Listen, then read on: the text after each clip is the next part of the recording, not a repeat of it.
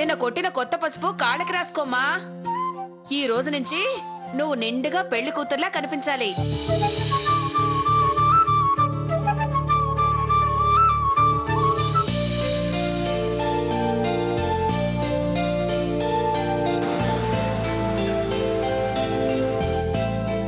అమ్మా, అమ్మమ్మ గారు కారు పంపించారే. పిన్ని గారు కారు పంపించారా?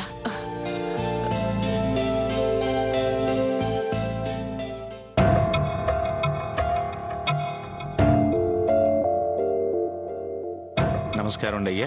నమస్కారం అండి అమ్మా. నమస్కారం.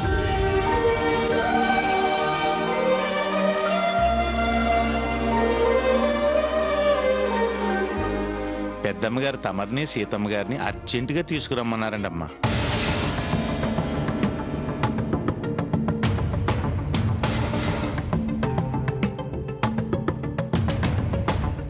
ఇంత పొద్దు పొద్దున్నే కారు పంపించి రమ్మని కబురు పెట్టారేంటి? ఏంటి ఏంటి అని ఇక్కడుండి అనుకుంటే ఏం తెలుస్తుంది? వెళ్ళి రండి. మిమ్మల్ని వదిలేసి నేను ఎలా వెళ్ళగలను చెప్పండి? అలా అని వెళ్ళకపోతే మళ్ళీ ఆవిడికి కోపం వస్తుందమ్మా. పోనీ నువ్వు వెళ్ళిరావే సీత. నేనా? అవును, నువ్వే వెళ్ళిరా. ఇద్దరిని రమ్మని కబురు పెడితే దాన్ని వెళ్ళి రమ్మంటావేమిటి? ఇద్దరూ వెళ్ళిరండి. నాన్న సంగతి నేను చూసుకుంటాను గాని మీరు వెళ్ళరండమ్మా. టిఫిన్ చేయాలి, ఈయనకి మాత్రలు అవి ఇవ్వాలి. నేను చూసుకుంటానన్నాను కదా. వెళ్ళిరా సావిత్రి. సరే స్వర్ణ, జాగ్రత్త, కాస్త నూనె తక్కువ వేసి చేయి. అలాగే అమ్మా. పద రా. పొద్దున్నే కబుర్ చేసింది, వెళ్ళాలంటే కాళ్ళల్లో వణుకొస్తోంది. రాత్రి విషయం అంతా సాకేత్ అమ్మమ్మ గారితో చెప్పేశాడేమో. అమ్మ ముందు క్లాస్ గ్యారంటీ. చిన్న విషయం కూడా దాచుకోడు.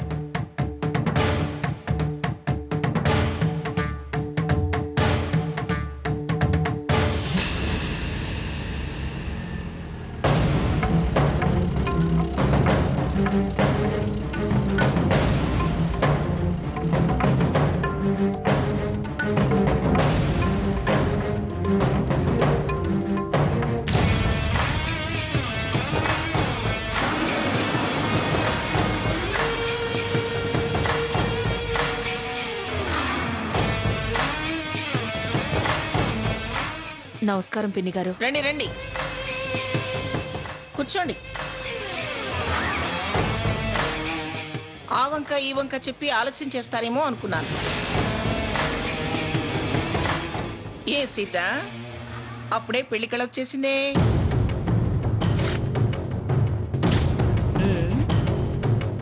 రాత్రంతా చాలా కలలుగానే ఉంటావు. సావిత్రి, పెళ్లి కోసమని బ్రహ్మాండమైన పట్టు చీరలు తెప్పించాను. వర్జం వచ్చేలోగా అవన్నీ మీకు చూపిద్దామని మిమ్మల్ని పిలిపించాను.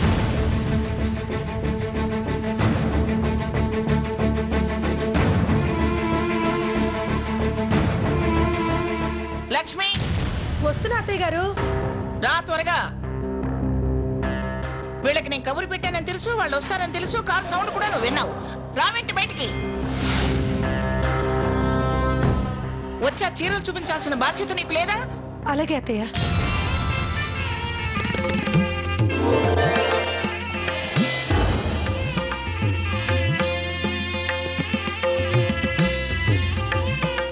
అది పెళ్లి కూతుర్ని చేసే రోజు కట్టడానికి. ఈ బ్లూ కలర్ చీర గౌరీ పూజకి.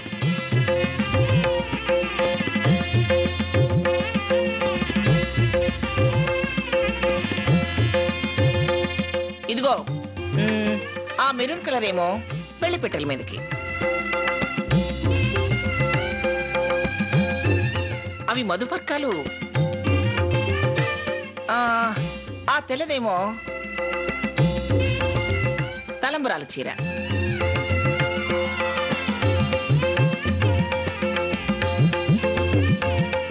ఇకపోతే ఆ నెమలి పింఛం కలర్ చీర ప్రధానం చీర. ఆ మిగతా చీరలు ఒకటి గృహప్రవేశానికి, ఒకటి సత్యనారాయణ స్వామి వ్రతానికి. ఇది మా సాంప్రదాయం ప్రకారం పెళ్లికి ముందు పూజలో కట్టుకోవడానికి తెప్పించిన చీర. చూడు, అన్ని కంచిపట్టు చీరలే తెప్పించాను, బంగారు జరి. పెళ్లి పీటల మీద చీర అన్నిటికంటే ఖరీదైంది.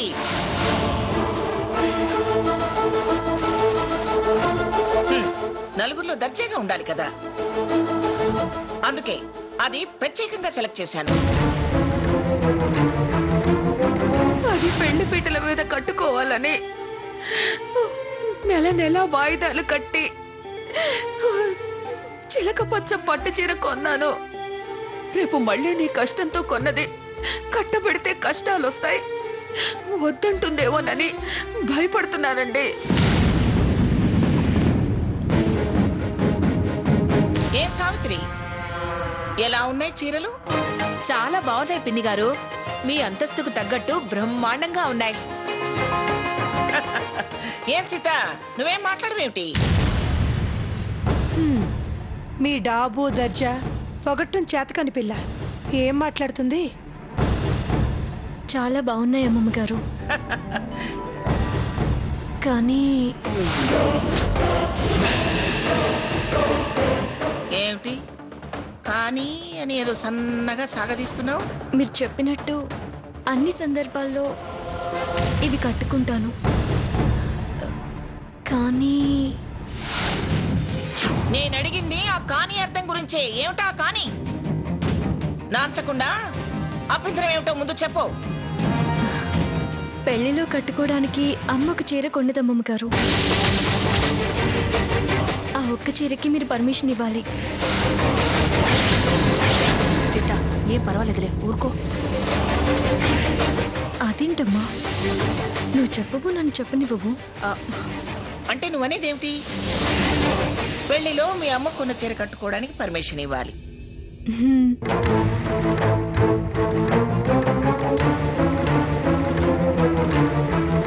అది చాలు మాకున్న పరువు ప్రతిష్టలు గంగలో కలిసిపోవడానికి.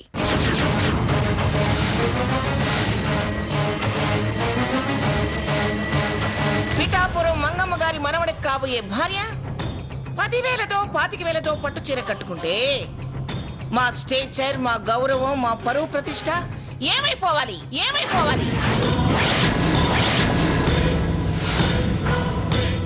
చూడు సీత, నీకు నేను గతంలో చాలా సార్లు చెప్పాను, నువ్వు రామచంద్రయ్య కూతుర్లా ఆలోచించకు. మంగమ్మ గారి మనవరాలిగా ఆలోచించు. సాకేత్ భార్య అనే స్టేటస్ కట్టుకునే చీరలతోనూ పెట్టుకునే సొమ్ములతోనూ వచ్చేది కాదు కదా అమ్మమ్మ గారు. సాంప్రదాయంగా 3 ముళ్ళ బంధంతో వచ్చే హక్కు. సీత, నువ్వు ఉండవే. నేను ఈ ఇంటి దాన్ని అయ్యేంత వరకు పుట్టింటి వాళ్ళ ప్రేమ ఆపేక్షలకు నేను విలువివ్వాలి కదా. వాళ్ళ మనసుకి తృప్తినివ్వాలి కదా అమ్మమ్మ గారు. ఒక్కసారి ఆలోచించండి. సీత, ఇంకేం మాట్లాడకో, ఆగు.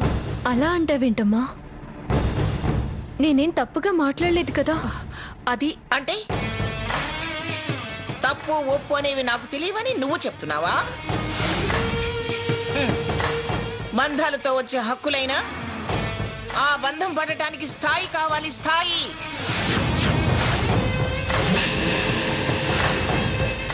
ఆ స్థాయికి తగ్గట్టు హుందాతనం కావాలి. ఆ హుందాతనం బయటకు కనపడాలంటే అలంకరణ కావాలి. నన్ను తప్పుగా అనుకోకండి అమ్మమ్మ గారు. అర్థం చేసుకొని మా అమ్మ కోరికని తీర్చే అవకాశాన్ని ఇవ్వండి ప్లీజ్. మీకు అవకాశం ఇచ్చే నలుగురిలో నేను నవ్వులు పాలు కాలేను. ఇంక ఈ విషయంలో మరో చర్చే లేదు. ఈ చీరే నువ్వు పెళ్లిలో కట్టుకుని తీరాలి, అంతే. ఖచ్చితమైన అభిప్రాయం అంటూ మా మనసులో నొప్పించకండి అమ్మమ్మ గారు. మా మాట కాదంటే ఇటు జరిగేది కూడా అదే. మేము నొచ్చుకున్నా నీకేం పర్వాలేదా? మీ అన్ని ఇష్టాలకి మేము తలొంచుతున్నాము. ఈ ఒక్క చిన్న విషయానికి మీరు సరే అనొచ్చు కదా అమ్మమ్మ గారు. సీత, వాదించి నన్ను రెచ్చగొట్టకు. ఇది వాదన కాదమ్మమ్మ గారు.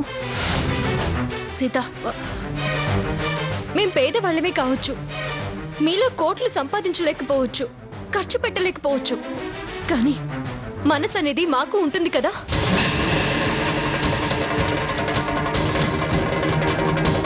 మీరు నెరవేర్చుకున్నట్టు అన్నీ మేము నెరవేర్చుకోలేము. అందుకే చివరికి చిన్న తృప్తి కోసం మేము మీ పర్మిషన్ అడుగుతున్నాము. రేపు పెళ్ళయి నేను మీ ఇంటికి వచ్చేయచ్చు. మీ హోదా, దర్జా, సుఖ సంతోషాలు అనుభవించొచ్చు. కానీ మా అమ్మ జీవితకాలం తన కోరిక తీర్చుకోలేకపోయానన్న బాధ అనుభవిస్తుంది కదా.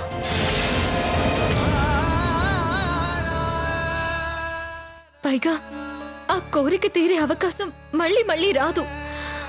అందుకే మిమ్మల్ని ఇంతగా ప్రాధాయపడుతున్నాను.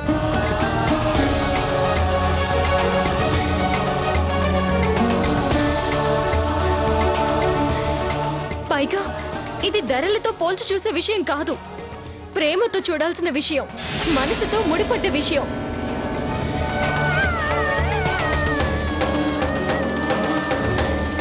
అమ్మ కన్నీళ్లు కూతురుగా తుడవలసిన బాధ్యత నాకుంది. అవి ఆవిడ దిగమింగుకుంటే, నేను పట్టించుకోకపోతే నాకు తెలియకుండానే అవి శాపాలవుతాయి.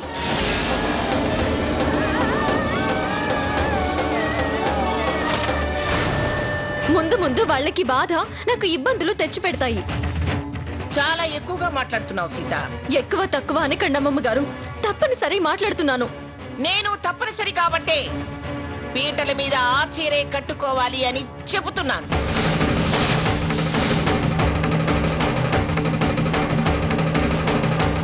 అంతేగాని మీ అమ్మ కోరికే తీర్చాలనుకుంటే తర్వాత ఎప్పుడైనా కట్టుకో.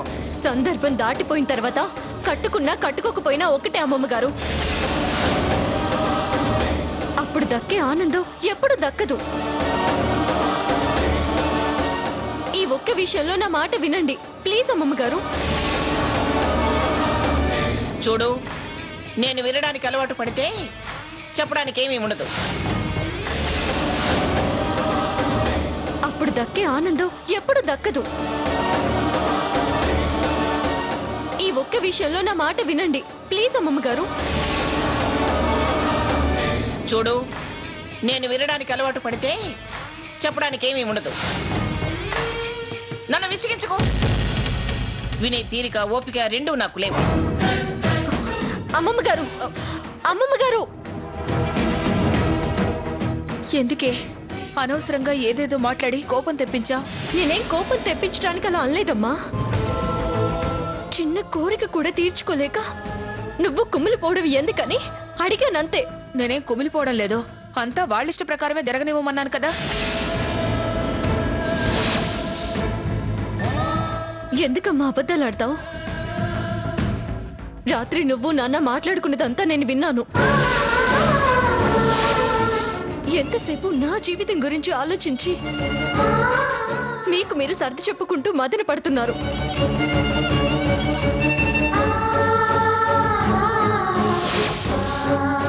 అన్నీ అమ్మమ్మ గారి ఇష్ట ప్రకారమే చేస్తున్నాను కదా.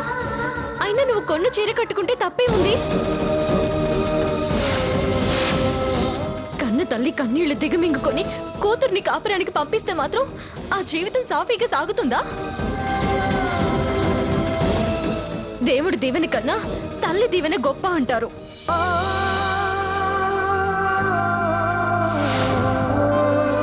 నీ కోరిక నాకు తెలుసమ్మా, అది తీరిస్తేనే నాకు తృప్తిగా ఉంటుంది. అందుకే అలా అడిగాను.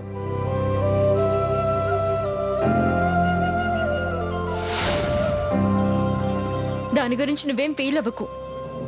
అమ్మమ్మ గారు నిదానంగా ఆలోచించి నన్ను అర్థం చేసుకుంటారు. తప్పకుండా నీ కోరిక తీరుతుంది. నాకు నా కోరిక తీరడం కన్నా పెద్దవారు కోరుకున్నది జరగడమే నాకు తృప్తిగా ఉంటుంది సీత. నచ్చ చెప్పే ప్రయత్నం నాకు నచ్చదమ్మా. సీత, చిన్న విషయం గురించి పెద్ద దూరం దుమారం రానివ్వకమ్మా.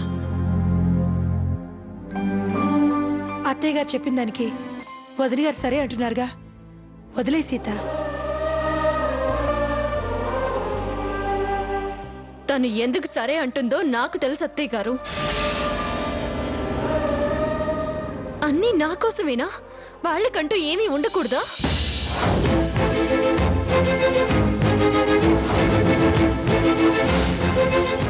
తర్వాత కోట్లిచ్చినా ఆ తృప్తి దక్కదు. అందుకే నేను ఇలా బయటపడి అడగాల్సి వచ్చింది.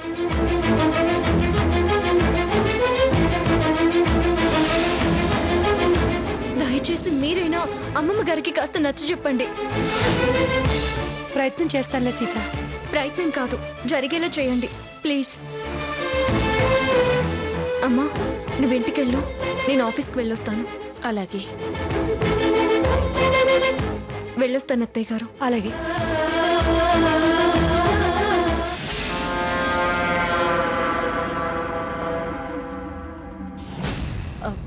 దాని మాటలకేం అనుకోకండి.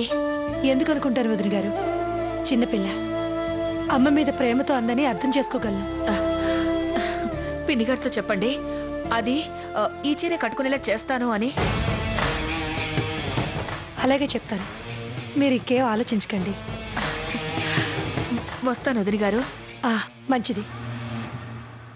ఒక్క నిమిషం.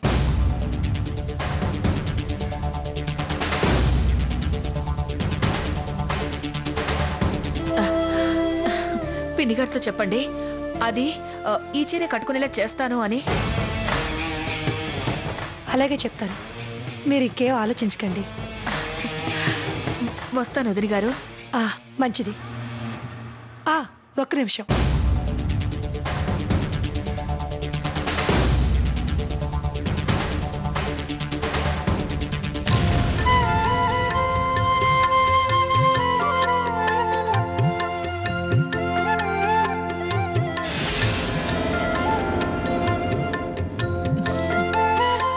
వెళ్ళొస్తానండి. అలాగే, మంచిది.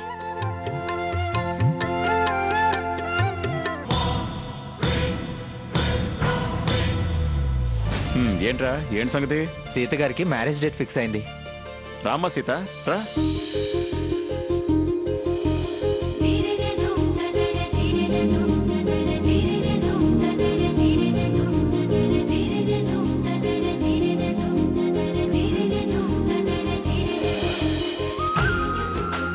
మ్యారేజ్ డేట్ ఫిక్స్ అయిందటగా, ఇప్పుడే రఘురామ్ చెప్పాడు. అవును సార్.